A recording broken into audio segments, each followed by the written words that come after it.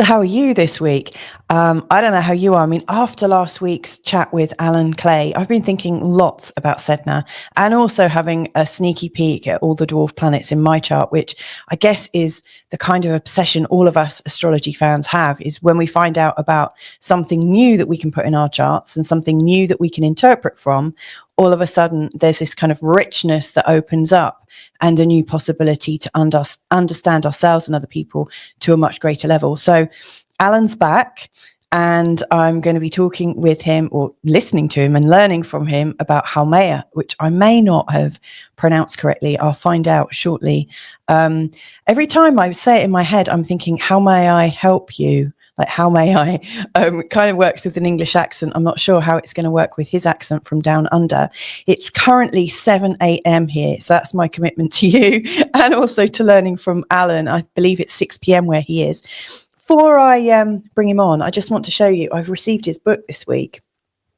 So this is his new book called New Stars for a New Dawn, a consciousness workbook for the 10 new planets.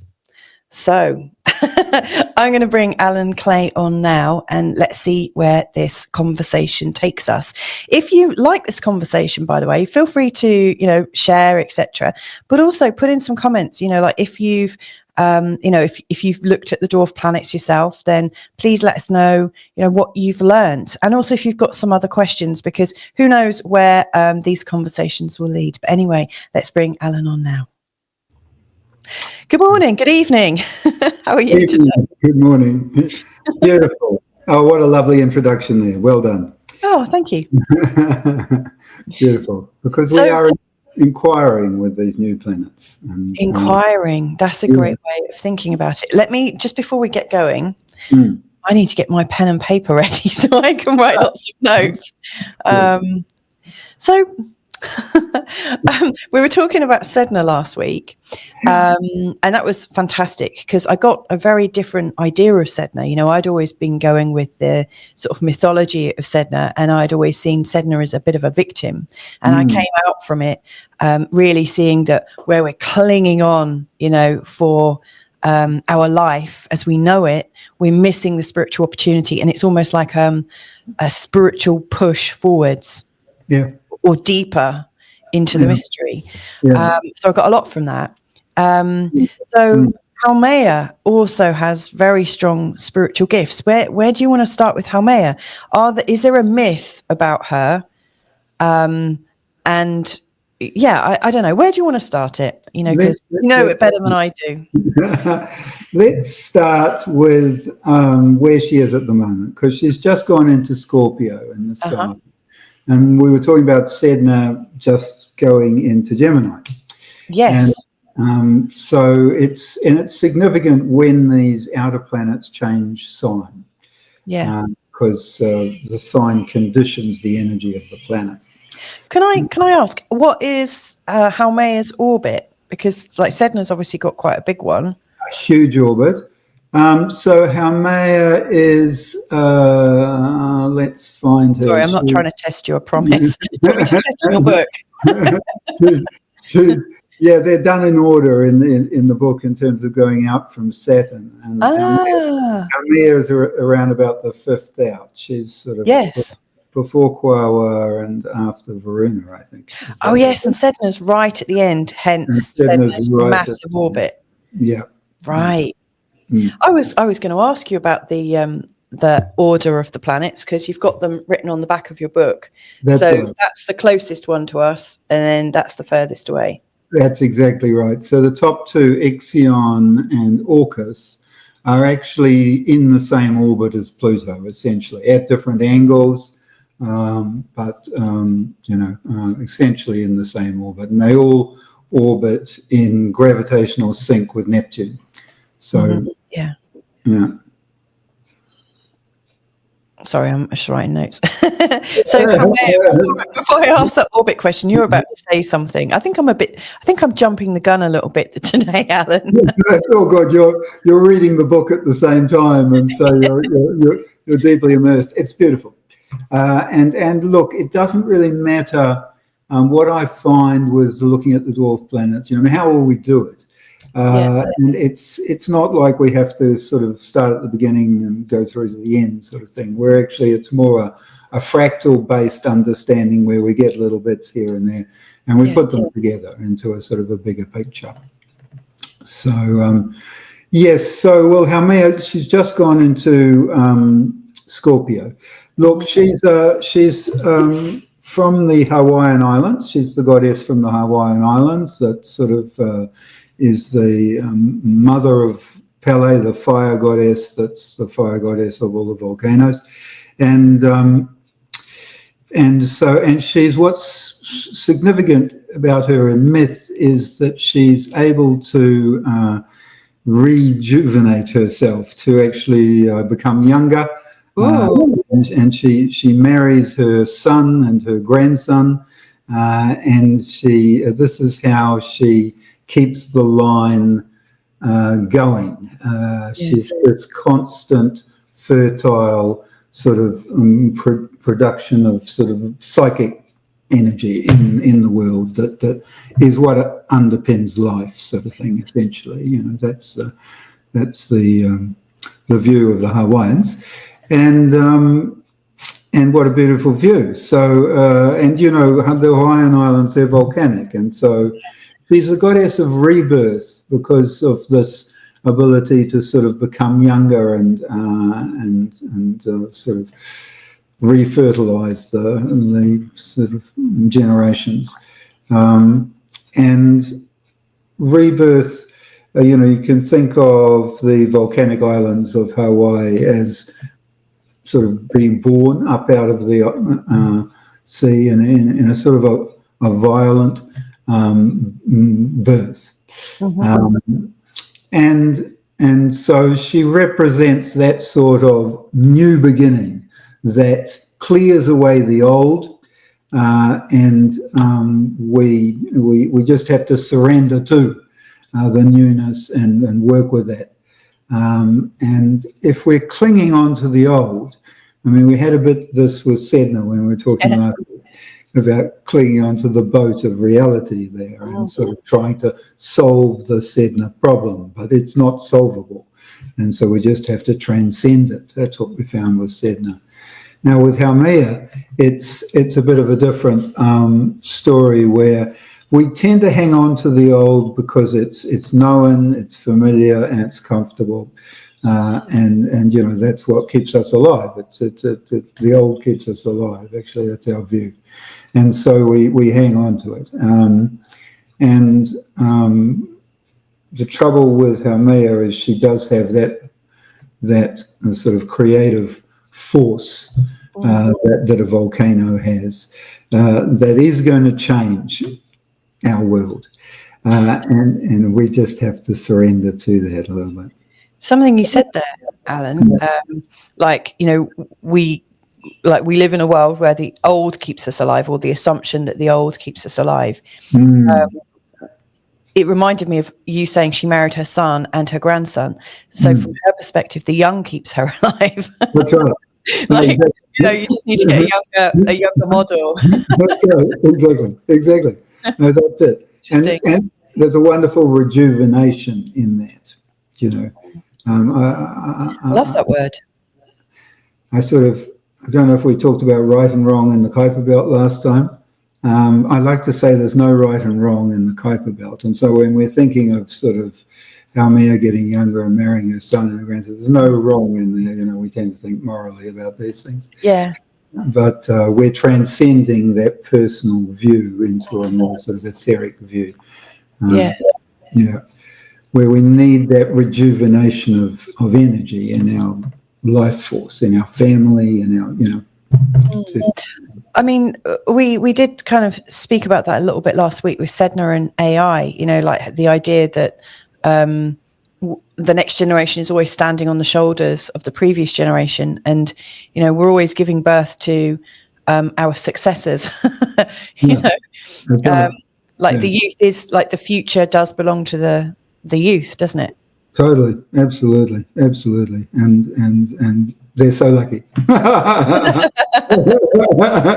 might not think that. No, that's right.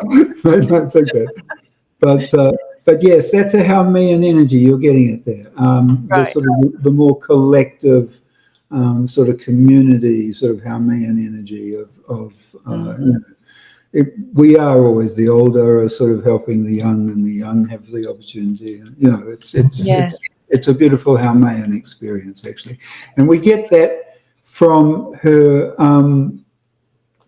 So physicality is another way we understand these new planets. You know, what is their orbit like? What are they physically? What are they like? And what's special about Haumea? Well, there's a number of things physically. And she's part of a collision family. She orbits in a collision family. That's interesting. Just you saying that, like when we're already talking about the zeitgeist of families and that's right, and community and so on. You know, lives in a collision family. What does that mean? So, well, what does that mean exactly? I mean, in sort of physical terms, it means something crashed into her long ago, and the two of them have broken up into bits. And then there was one big one, Haumea, and there is a whole lot of smaller moons bits, but they're more like a sort of a comet in terms of the shape of how they hang together. And so what does that mean? Well, you know, how I see it, how I interpret it, we seek out a collision family in our lives, a family of souls that we can sort of connect with, that nurture us, that actually help our growth. And that sort of, you know, collision family comes differently depending on our consciousness. You know, in the way that we talked about Sedna being different in our lives depending on our consciousness, you know, because Haumea is connecting us. So we can think of these outer planets as higher octaves of inner planets. This is one of the key frameworks that I sort of offer in terms of these outer planets, because it does give us a sort of a framework that we can work with. And Haumea, so we think of Neptune is the higher octave of Venus in modern astrology. You know, that sort of values and sort of what's important in terms of Venus on the sort of personal level, and on the more spiritual level with Neptune, that's expressed with that sort of, well, what's valuable spiritually, and what's you know, how can we be together with some sort of understanding of a spiritual understanding. And Neptune has sort of, you know, it has faith, it has various things which keep people thinking the same, essentially. And now we've got Haumea as the higher octave of Neptune. And so Neptune opens us to that sort of that psychic connection, the psychic oneness. And Haumea connects us with that psychic oneness, the oneness of being alive, the sort of the psychic energy that is everyone and everything, sort of, you know. And we are born kind of out of that into an individual, but we can connect with it through Haumea. And it's the same energy we have when we go out into the countryside and we sort of feel the magic of being alive, which we might not feel. I really love the idea of the water as well. You were talking about how Haumea was born, you know, kind of bubbling up in the oceans. And then, you know, when I think about Venus or Aphrodite, you know, like she comes out of a shell in the water, looking beautiful, if I'm not mistaken. You know, and then obviously Neptune is like king of the ocean. Lovely. Yes, exactly. And like the water, I always think of water as, you know, the medium of consciousness, or I mean, air as well could be, but like, you know, psychic energy. Psychic water, definitely. Yes, I'm with you. Yeah. Whereas air, more mental. Yeah, totally. Yeah, no, I'm with you. Yes, beautiful, coming out of the water each time. And yet Haumea is a fire goddess and an earth goddess. So That's funny, isn't it? Yeah. So and beautiful to be both, with that volcanic sort of fire and earth sort of. So regeneration, rejuvenation. I mean, because like lots of people take minerals and supplements and things that have come from volcanic land. Yep. Rich. Yeah, the rejuvenation that comes from that very sort of dynamic fire and earth. That's really cool. It's cool, isn't it? Yeah. I love that. She's a beautiful one, that's for sure. Totally. Let me give a discovery event as another way before we go back to the signs and so on and talk about where she is. So discovery event, something that happens around the time that she's discovered, that gives us a sort of an understanding of how she works astrologically. And so 2 days before she was discovered, there was a tsunami in Southeast Asia. It was in the Indian Ocean. It affected Southeast Asia. And a lot of tourists in Bali or in somewhere around there died because obviously a tsunami was underground volcano, underground earthquake in the Indian Ocean, which then sent this big wave tsunami into, and it just, people were in the swimming pool, you saw the videos, and and then suddenly this huge wave came in and sort of swept them inland. What year was it in? Is that the one in like 2011? No.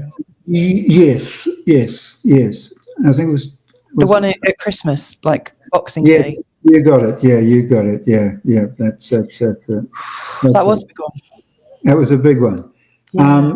So a lot of people died, and I'm going to sort of sound a bit callous here, but no animals died, none whatsoever. And why? Because their instincts. Yes. They all felt the shift coming.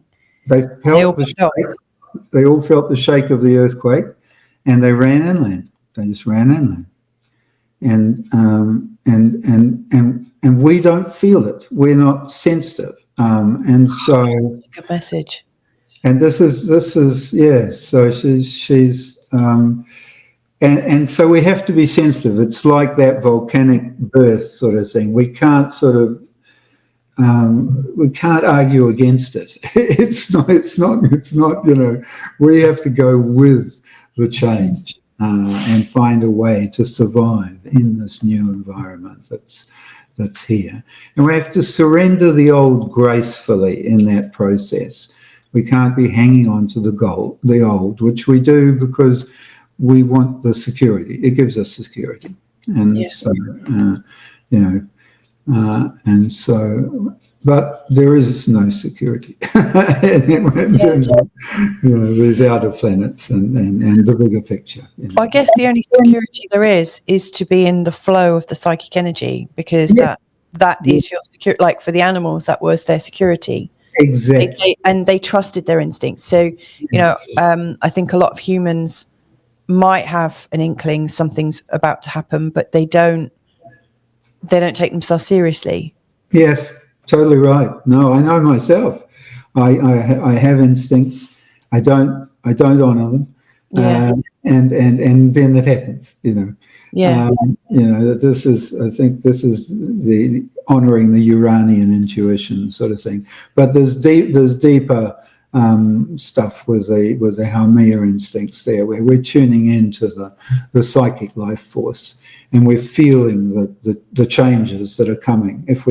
And we do, those of us working spiritually, we do actually feel that that change coming. That's why we sort of wonder why a lot of people sort of don't seem to feel, oh my gosh, we're in a big period of change. But I think isn't that why like the markets.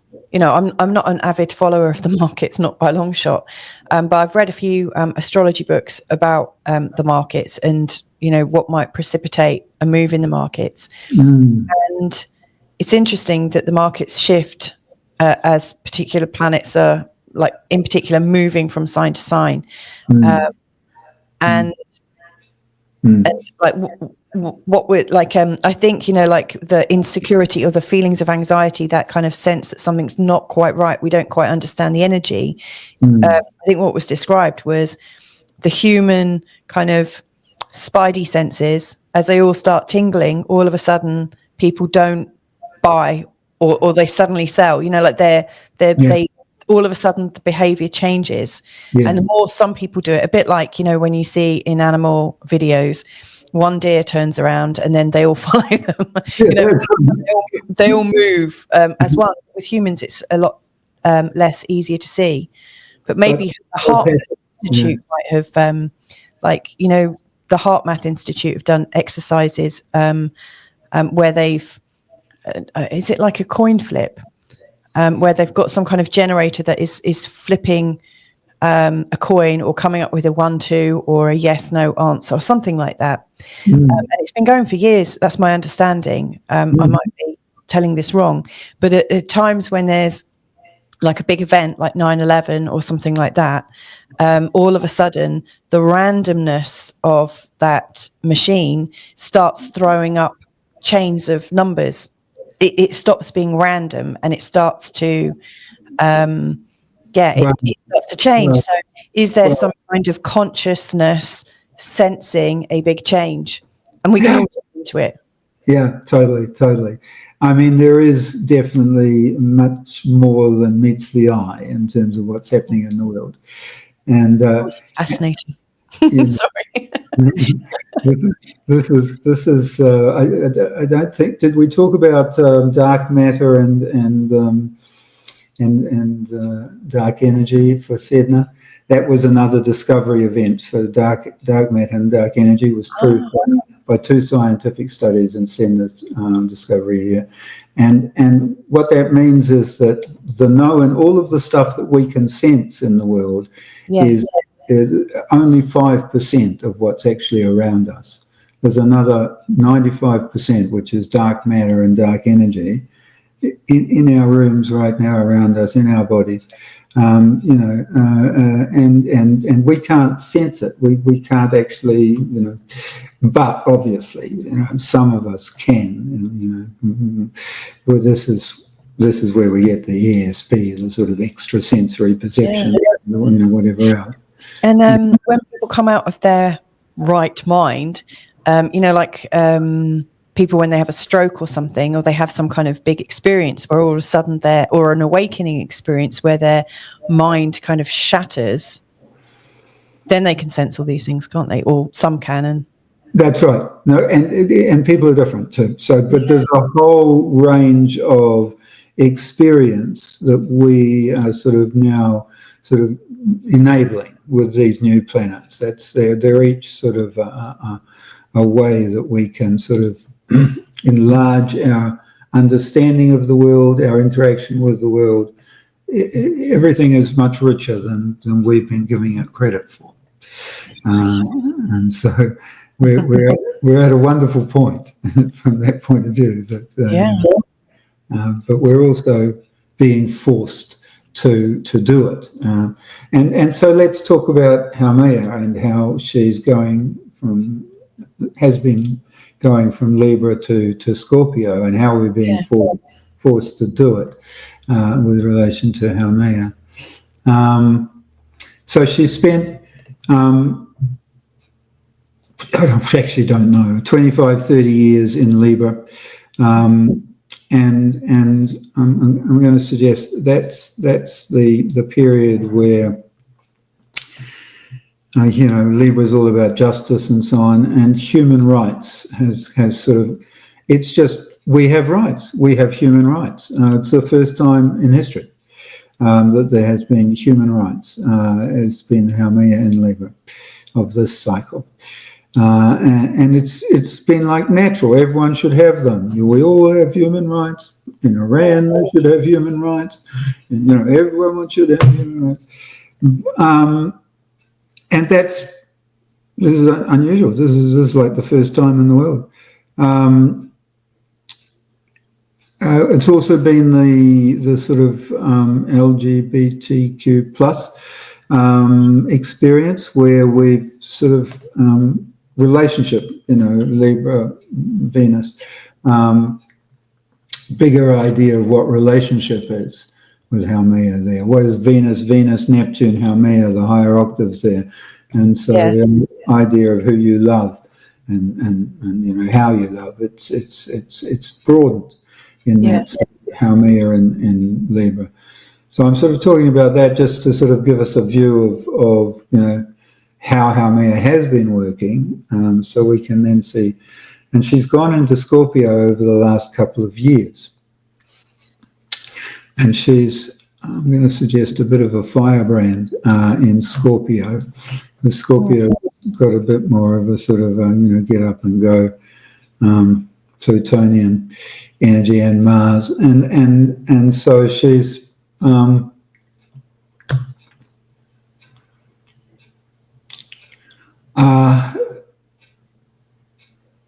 she's creating. She's not standing for people to be subjugated. Basically, it's not going to work in this. But obviously, people are going to try and subjugate other people. There'll be a struggle, and so on and so on. And we see it happening in the Middle East, and we see it happening in Ukraine, and we see it in the Middle East. Obviously, the Israeli and I'm not going to say Palestinian, the Hamas, and Iran, obviously. Iran, obviously, being terrible to the women in Iran. Oh yeah, because she's obviously very female, isn't she? Yeah. It also occurs to me that she might help us all face, or force us, not help us, because she's quite a dynamic energy, that she might force us to face our darkness.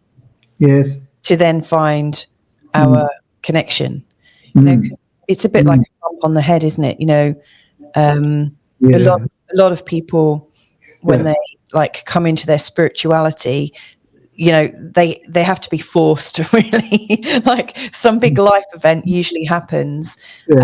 Like for instance, I had glandular fever when I was a teenager, and I went into I was really in a sort of altered state of consciousness with these really high temperatures, and it was the sort of illness, the fact that I wasn't doing anything, I wasn't distracted, and I was in a kind of not really lucid state. I was just like really out of it. But I started doing automatic writing, and that became something that sort of reconnected me to what I was always like as a child. But that wouldn't have happened if there wasn't that kind of break. And I do also recognize that in the last few years there's been quite a lot to do with women's rights, but also this rage, like an inner rage that is burning and coming up. And so I've noticed, I feel a little bit bad for men, actually, because there's so much news about toxic men from very angry feminine energy. And I think the toxic feminine may have been portrayed as being like justified in being kind of equally as toxic. But I'm really, and like Scorpio is also very sexual. So, I wonder if there's going to be this sort of toxicity that comes up from both. I don't want to say both genders, because I don't want to imply there's only two, because crikey, we are in like times of massive change. But to me, it feels like there's a lot of anger and resentment, which are very sort of Scorpio themes. Totally. No, I also wonder, like obviously the Hawaiian Islands, have had a bit of fiery action going on in recent times as well. I wonder what she was doing, if anything was Did you look at those charts of? I didn't. No, I didn't. But people do. People look at volcano charts. Yeah. No, it's. Sorry, I hope I didn't sort of stop your flow there, because. No, not at all. Totally good. Absolutely right.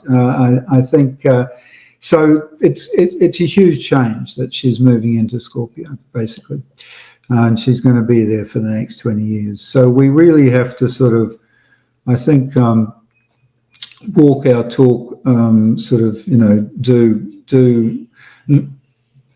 We're all going to have to grow spiritually, basically. I think. I mean, what you were talking about with your glandular fever, was it when you were young? Yeah. That's to me a Sedna illness, which is Sedna sends us illnesses which change our lives. But definitely the way you connected with sort of the ether there is Haumea, absolutely. Wow. The illness is Sedna. It's also interesting to me, Alan, that right now we've got the Mars-Pluto opposition, which is going on for quite a while. Like, they're normally done and dusted quite quickly. And I went back in looking at the oppositions historically, and they don't often happen with like retrograde patterns, that they go on for a long time. I think the last time it happened was well over a few decades. I can't remember off the top of my head, but of course, Pluto and Mars obviously have like rulership over Scorpio, according to whether you're modern or traditional. And the fact that she's in their sign right now, I think it's interesting, like the energy of Scorpio is really kind of fragmented and very sort of in that strong, and also that Pluto's just changed signs as well. Yes. And so because of their because of their opposition, Mars is also square to Haumea. So there's a T-square between. Is it? Yes, of course it is. Of course it Mars, is. Pluto, and Haumea in a T-square. Yeah. That's an unholy or very transforming T-square. Yes, totally. Yes, well, definitely very transforming. I love the unholy. No, absolutely. It's right on my Uranus. Haumea is right on my Uranus right now, so that's like beautiful. Really bringing life into your life. Well, you brought it to me. You brought this to me. I love it. Beautiful. Yes, exactly. It's kind of pouring out. Haumea kind of pours out into our world. She has this magic stick, Makemake, that she can make endless food supply. Endless magic. She can magic food at any point. Yes. So it's a real nourishment, and it's ongoing. It doesn't sort of come and go. It's not like the sort of cyclic series nourishment or. So so she's really got a wonderful energy, and she will be challenging us in this Scorpio phase to step up and do our So are you? There's something about you that really like stimulates my mind. About, like the nourishment and obviously fertility as well. There's so much going on right now in the world in terms of fertility. The fertility rates they've been bombing for a while, but they've really bombed just recently, and I think you were talking about the sperm motility last week, I think, weren't you? No, I don't think so, but no, I do. Everything's like bombing right now, and also people are talking about fertility in all sorts of different ways, in terms of the sanctity of life issues, and also the my body, my choice. There's so much going on around that. That's right, and we're going to actually move into sort of new sort of we won't need to have sex for fertility to occur, more and more, I think, in fact. And, and I mean, Sedna's going to go into Cancer 2070 or something. Can I ask? Yeah. Why would we deny ourselves the pleasure of? Well, I don't think we will, but what's in it for us? I understand that we can use technology, and you were talking about Sedna and AI, and we can use technology. It's reminding me of a few different films, because obviously films really they help. There's a film I remember as a teen called Gattaca. I think that's what it's called. Yeah. And you either had the right DNA and you were included, or you had crappy DNA and you were excluded. And the hero of the piece, he had terrible DNA, but he was actually a hero in his heart. He had like that element of being human that cannot be engineered, like that heart and that spirit. And we touched a little bit on this with Sedna, because can AI become conscious? But of course, I'm also thinking of Demolition Man. Have you seen that? It's a terrible film, I think. But like in that, like they don't make love. They are doing it sort of consciously, and also using technology to make love. And they decide when they're going to have a baby, and it's all sort of prearranged according to DNA. That's right. Yes, knowing some dog breeders who've overbred dogs, or knowing what happens when we get involved and we don't trust nature to do things, that makes me go, "Ooh, hello." Yeah. But this is why we've got Haumea, and Makemake is also one sort of linking us into the life cycle, which we need to nurture the life cycle. So we're learning to sort of nurture ourselves and our lives in new ways as we sort of enlarge our frame of understanding and our world. We are creating a world which will be different, actually, than why would we deny ourselves? We wouldn't deny ourselves sex, but we might arrange sex differently. And procreation, they're not necessarily the same thing, sort of thing. That we're. I'm not going to sort of presuppose what might happen in that area. I'm a Scorpion myself, so Scorpio rising. But so it's just we're going through a big period of change where we can't really understand how we're going to be living in sort of 40 years. In fact, at the moment, we can't really understand it. So this is where Ray Kurzweil gets the idea of a singularity, where we're coming up to a singularity where we can't understand what it's going to be like after that point. And the Big Bang at the beginning of the universe, that's a singularity. We don't know what happened before that. It created the universe. We can that's the dynamics tell us that, but we don't know. And so we're kind of coming up to that point where so much will be changing that we're. Well, when I think about time, I don't know if you perceive that or if you know anything about the studies, but to me it feels like time's going faster and faster and faster, and it's changing exponentially. At some point that curve will just go back on itself, presumably, and we'll actually start going back in time. I don't know. That's what I think that's what we're wondering. There's so many people saying that like we're in a time where we need to be able to prepare for the unpreparable. We need to know the unknowable. We need to find the right attitudes or heart to live in these times that we can't plan. That's it. And that would take us back to the instinctiveness of humans, you know, like the animals saved themselves, you know, before tsunami came. And then they came back to help the humans, you know, the dogs and so on. They all came back. And really? I didn't know that. Wow. Yeah. No, beautiful.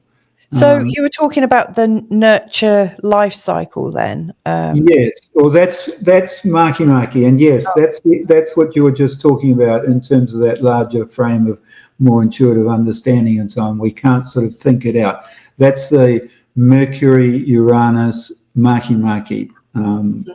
Higher octaves, where Mercury is sort of the ideas and the communication, the sort of, and then the higher octave of Uranus, where we're more intuitive with it. It's kind of, you know, not quite in the Mercury sort of categories and so on. And then Makemake, where it's a bigger understanding that those ideas and that intuition give us. It's our picture of the world. I talk about Makemake as being, you know, our model of the world. There is no real world. Although there is, you know, appears like there's a real world around us. If you think of a little baby just sees color and hears sound. Doesn't make any sense to the baby. And over time, the baby learns to make sense out of the colors and the sounds. And that sense is Makemake. That's a model of the world that we develop right from an early age. So, and it's not something we can describe. It's not something that we can put in the Mercury thing, but bits of it we can. We're building a model of our world, and we have to sort of we have to use that model to, we have to get in our model and drive it around and do stuff with it and update it as we find it works or doesn't work. And frequently we actually use our model for, to blend into the background to keep us safe. Because that's a way of being safe. In broad daylight, in the middle of everything, we're just quietly in the background. I'm now thinking of The Matrix and Agent Smith. Exactly. How we all appear as like one person, like we just appear as an ordinary person, but then we reveal that we're actually Agent Smith after all. That's right. No, we hide in plain sight to keep ourselves safe. And so we have to actually sort of engage our Makemake and sort of play in the world. We have to trust our model. We have to engage it with the world. And that Makemake is also sort of the cycle of life. We're tuning into the cycle of life there and so on, and nurturing that cycle. It has to be nurtured all the time. And, you know, in myth, Makemake doesn't... he's teaching he comes from Easter Island. It's the myth from Easter Island. And from the later civilization in Easter Island after the Stoneheads civilization. It's all part of Easter Island, and he taught the islanders how to nurture the birds, the life cycle of the birds, so they shouldn't eat all of the eggs. So then they didn't have any chickens or young birds, and so on and so on. Then they shouldn't eat all the birds, so then they didn't have any eggs, and so on. And the people were so silly that they kept doing it, and so on. So he had to keep going back and sort of engineering it so that they lived in alignment with the life cycle. And that's what we have to do. We have to trust that model of the world that we've been building up all our lives, and we have to live in alignment with the life cycle, our life cycle, the cycle of lives around us. So this is really interesting. This is such a rich picture, Alan. So we've got Haumea currently in the early degrees of Scorpio, making a T-square to Pluto and Mars currently until the end of April, beginning of May. By the time they really come out of that opposition.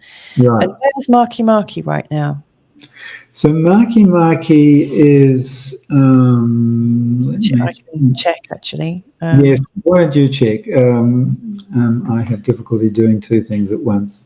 But Mercury conjunct Neptune, so that's my... Right, Makemake, I just need to double check because my eyesight is not as good. I'm getting older.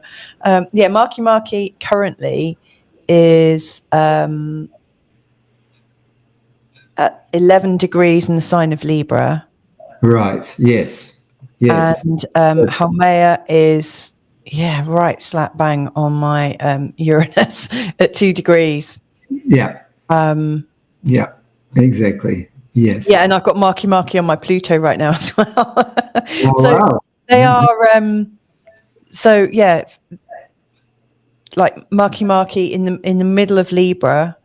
Interestingly, when we're talking about life cycles, recently they're like the South Node would have been connected with it. Exactly. Which always gives things a bit of a shift, doesn't it? So yes. Yes, they're two beautiful ones, Makemake and Haumea, to really sort of tune us into the our lives on a sort of a higher level, let's say. And they're both playful energies. They both encourage us to play with in our contact with the divine. Sort of as we're working spiritually, to be playful in that process. Playfulness is actually a wonderful openness to experimenting and to sort of trying new things. And so the Sabian symbol for the discovery degree of Haumea is children blowing soap bubbles. That was I used that for some reason. I saw that I used it in some astrology recently. Children blowing, I can't remember why though. Children blowing soap bubbles. Which is a beautiful image of that sort of playfulness and wonder and sort of imagination that Haumea sort of brings to us. That magic of being alive, that feeling that it's just, oh look, it's all soap bubbles. The way children can just absorb themselves in that experience and so on. Well, that's really lovely what you're saying there, because when you were talking about like the singularity, like this like singular event, or like where our minds are blown and we can't take it anymore, and all of a sudden all of our masks just drop. I think is it Alan Long? No, not Alan Long. What's his name? Barry Long. My husband loves Barry Long. And I think, was he Australian? Or tell me about Barry Long. I'm not sure. He's like a spiritual teacher. He's long since passed. My husband flew out to Australia to see him talk. But in one of his books, he talks about there will be a coming time, and you'll know that coming time because all you'll hear is children laughing and birds singing. Oh, beautiful. So like all thought just drops, and we come back into innocence, and we come back to our instincts. And so when you were talking about Makemake and the singularity, that's what I was thinking. I was thinking, because that is what would happen, isn't it? If we all drop this busyness and all our resentments and everything, all the beef that we've accumulated all of our lives, all these upsets that keep us churning inside. Yes. Come back into that joyfulness, that playfulness, that innocence. Yeah, totally. Absolutely right.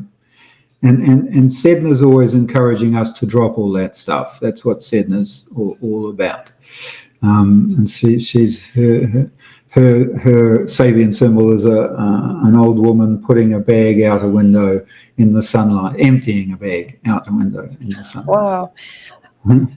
I love Sabian symbols. I've only just really started to use them. I spoke with Linda Hill a couple of times, and beautiful. Yeah, she's one of my favorites. Yeah, she's great. So it's an old lady putting emptying a bag out a window in the sunlight. So it's getting rid of all of that clutter, all of that old sort of stuff that you don't need anymore. Yeah. And there's a freedom in that, isn't there? I mean, there's a freedom. There's a in the sunlight. It's sort of it's an airing of all that old sort of, and that's what's beautiful about Sedna. She's at the top level. She's kind of laughing at like the all the things that have bothered us our whole lives. We can kind of get a whole new perspective. That's right. We can let them go. They were all useful to teach us spiritual lessons, and now we can let them go, and we can just allow love and harmony. We can nurture abundance, and we can live our spiritual destiny. So that's the top level of Sedna. So she's a wonderful. We often feel her as a sort of a force, in our lives that we can't do anything about, and we can't do anything about it. It's just like Haumea, we can't do anything about Haumea. Yeah. But the more we work with them, and the more we work with Sedna, we realise it's our soul. Actually, Sedna represents our soul, what our soul really wants to do in this life, and. Wow, let's make the space for that. That sounds like that's important. So, Yes, what our soul is crying out for. One thing, like obviously we were talking about Sedna last week, and I think you said, was she like, like in terms of those, not progressions, but like how the consciousness changes. So like you've got, with Haumea, you've got Venus representing like the personal reflection of love and relatedness. Yeah.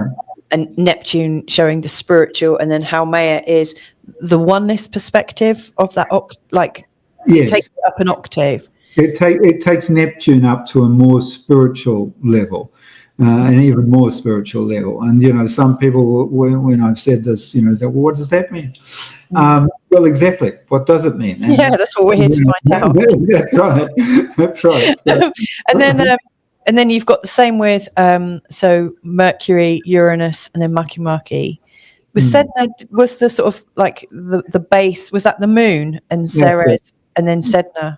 Yeah, moon, Ceres, Sedna. So that's really interesting, that we're talking about like the moon and Mercury and Venus, because again, I'm getting this, like I notice in my relationships with people who have got like a close relationship between Mercury and Venus, that they're really good communicators and are able to communicate in such a way that they just don't seem to have, like, people love them.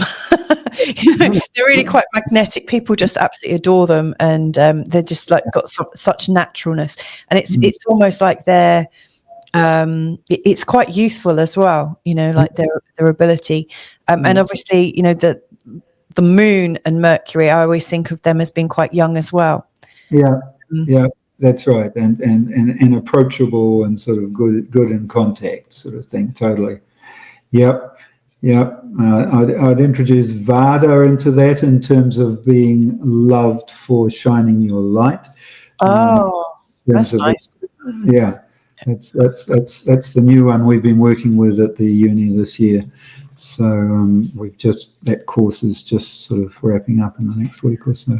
Well, that's a good link, because I think we've explored some ideas of Haumea and also Makemake, and also we've explored some Sedna. And what I really take away from this conversation is, we are coming into a time of great rejuvenation, and that's likely to be quite disturbing given it's in the sign of Scorpio. And and with Sedna also moving in, into Gemini, or she is in Gemini now, isn't she? That there is this another kind of sort of like new energy coming in, and they're both going to have an effect on fertility and our human relationships, and and also our relationship between sort of being biological and also AI. Like we're bringing in Sedna as well. So we are going to go through this massive period of change, and then like the beauty of being instinctual and playful, that might just be the only way we can deal with it, really. No, I encourage. That's absolutely what I encourage. I'm actually a clown teacher by background, and so I do find playfulness is just so valuable in the spiritual work that we're doing. So I'm just encouraging everyone. Absolutely right. Yeah. And it was funny when you were talking about Makemake, like really sort of like going back to sort of like teach and play. I was thinking, well, that's kind of like clowning. And I was wondering where Makemake was in your chart, and whether it was like, is there a dwarf planet that really sort of fits the bill with your clowning? Look, I've been, yes, I'm going to say, I often wondered when I was looking at the chart before we had the dwarf planets, where my clowning interest comes from. So my Makemake is actually exactly conjunct Uranus. And they're both within 2 degrees of Jupiter. And so that's the octaves, Uranus and Makemake, exactly conjunct. I think that's why I'm sort of got my head around these new planets,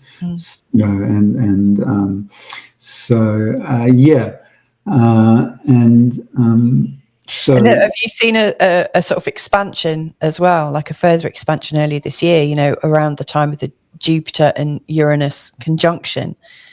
Because like you've got that pattern that you can really tap into. Exactly. No, it's just expanding. People, I have a graduate gathering at the uni. We meet every couple of months. If you do 8 courses, you become a graduate, and some of those graduates sort of we come together, which is quite a nice gathering. And we were talking about, yes, it's like a dwarf planet movement. It's a dwarf planet movement, actually. That's we're changing consciousness. It's just like expanding out. It's just like you're saying with the Jupiter. Good on you. Yeah, I've just popped on your website. Totally. So this is you can get to it by going to dwarfplanet.university or dwarfplanetastrology.com. Is there anything you'd like to point out? Like if somebody was interested in joining your university or going on one of your courses, where do you want me to go? So where do I want you to go? Good question. You could read that top little bit of text there, which would introduce you to how to do it. You'd probably put your email address and your first name in the newsletter box up the top there to start with, because I send out a newsletter every week or two, and it's a good way to get to know. I'm sort of always... Do you know what? I'm going to do that now. Show people how to do it. Totally right. And as I sort of sell the courses, I'm kind of teaching about them at the same time. Okay. And so it's a good way to get to know. And each of the courses is 6-week courses. Mm-hmm. They're broken into 2-week bits. You look at the house placement. You're looking at your chart, and you're doing assignments on your chart, and you're talking in Zooms about your chart, and everyone else is talking about theirs. And in the group, we sort of understand it in the group setting. And there's a wisdom in the community. This is Haumea wisdom. So we're interactive. It's Gong Gong. Gong Gong's all about the interaction. Mm-hmm. And so we're using these new consciousness energies in the way we work at the uni. 6-week courses, sign up, you come to the Zooms, you participate, you say whatever you want to say, and then you do an assignment, you look at the house placement, and I give you some interpretation, and you say whether you think it's right or not, and other people comment on that on a blog. So it's very participatory, There's a community program which you can just watch videos. You don't need to do the assignments and so on and so on, if that's what you want to do. And you can come to sort of Zooms every 3 or 4 months. There's 5 a year.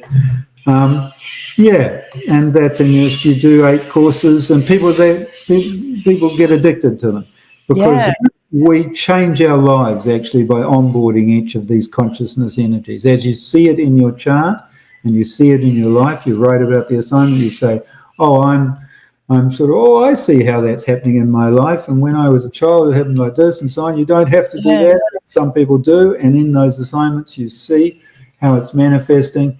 And you onboard it. You become, rather than it being unconscious in your life, it becomes conscious. And as soon as it's conscious, you can use it. You can start, just like Uranus, when we're conscious of it, there's an intuitiveness there. We can be more intuitive as we're conscious of Uranus, and we can be more spiritual as we're conscious of Neptune, and we can be more psychological as we're conscious of Pluto, and these other ones sort of go out from there.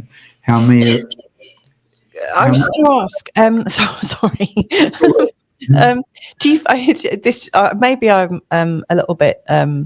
I don't know, distracting. I'm just letting things out today, Alan.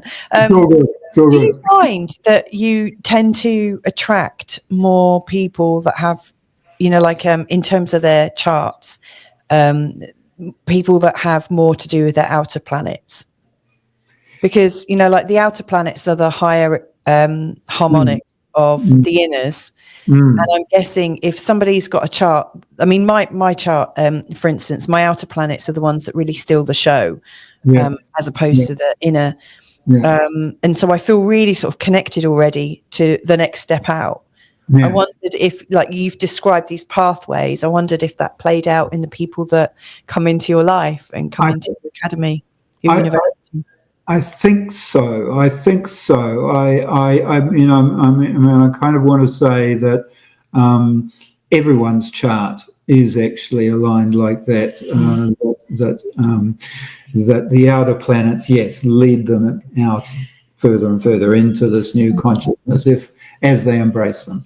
Totally. And I imagine people who've got like an outer planet on a sensitive part of their chart, obviously, like right now, I'm sure you're being contacted by loads of people around early Aquarius and around 0 Aries, like every other astrologer is, or like, where Uranus is right now.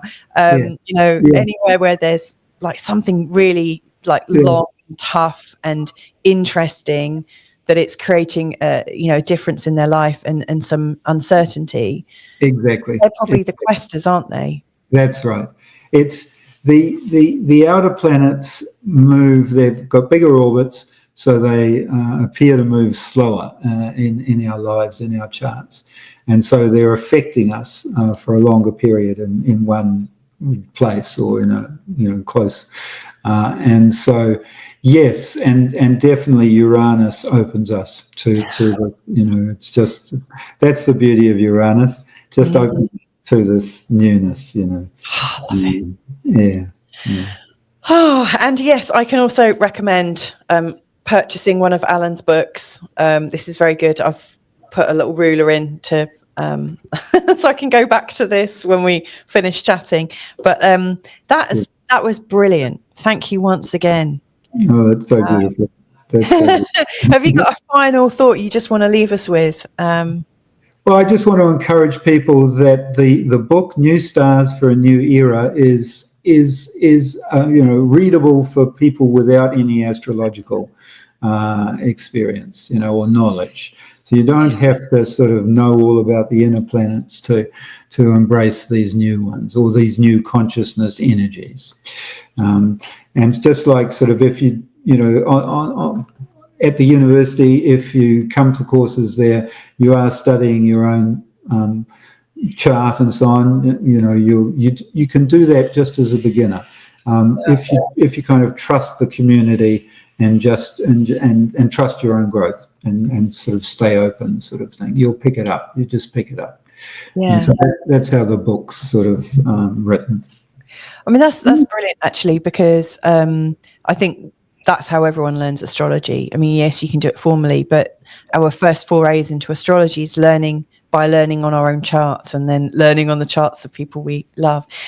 One last thing, I just wanted to give you some beautiful feedback, actually. The quality of this book is outstanding. The pages, the paper used, it's really lovely. It's really thick.